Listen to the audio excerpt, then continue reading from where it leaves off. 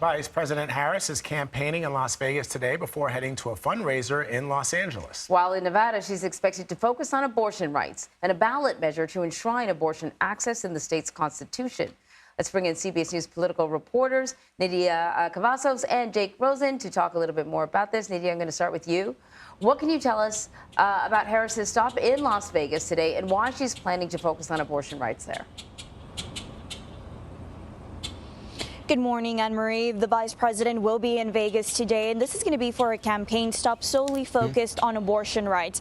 While in Vegas, the vice president is expected to encourage voters here in Nevada to support the ballot measures that would enshrine abortion access onto the state's constitution. And of course, this is if the ballot measure campaign obtains enough signatures, then Nevadans would have the option of choosing abortion access in November of 2024. Now, similar to what we saw last week in Arizona, the vice president is here to make her case, her re-election case, and she's here to remind the Nevadans about what's at stake for 2024. She's here to place blame on former President Donald Trump as far as the abortion bans that are coming up across the country, and she's also here to remind voters that according to her, Trump would sign a national ban if there is a second Trump term.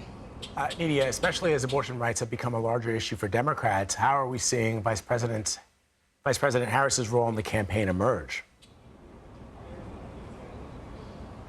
Well, when it comes to abortion access and overall abortion rights and reproductive freedoms, the vice president has been at the forefront of this crucial battle for Democrats. We're seeing it through her reproductive freedoms tour all across the country. Now we're also seeing it with her various campaign stops that are solely focused on abortion. But while the vice president is here to talk about abortion access throughout these campaign stops, at the same time, she's also making the re-election case for the Biden and Harris administration by reminding voters again what's at stake for 2024. She's here to place the blame on former President Donald Trump, and really she's here to paint this picture of what it would mean for women to live under a Trump administration. And of course, according to the Biden-Harris campaign officials, they say that if Trump were granted a second opportunity, he would sign a national ban. So we're seeing the vice president playing this critical role for the re-election campaign. So, Jake, Donald Trump held a rally Saturday night. He blamed President Biden for Iran's recent attacks on Israel.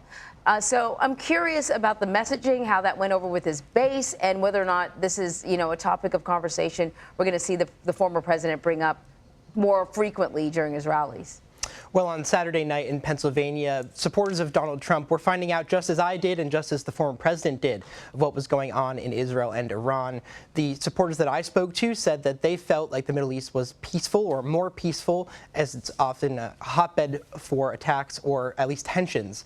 And they felt that when Donald Trump was president, that his policies, or at least the stature that he took on the world stage, whether it is in Israel or even in Ukraine, as was mentioned to me by some supporters, they just felt that it was a more peaceful country and that America was taking the lead and stopping conflict. Now, Donald Trump's continued pattern of blame kind of counters what Nidia was just saying. The Trump campaign has been going after the Biden administration on things like Israel, Ukraine, and things like the economy as well. Also, just as we heard in the courtroom a couple minutes ago, he blamed President Biden for the legal charges against him, too. All right, Nidia, Jake, thank you so much, guys.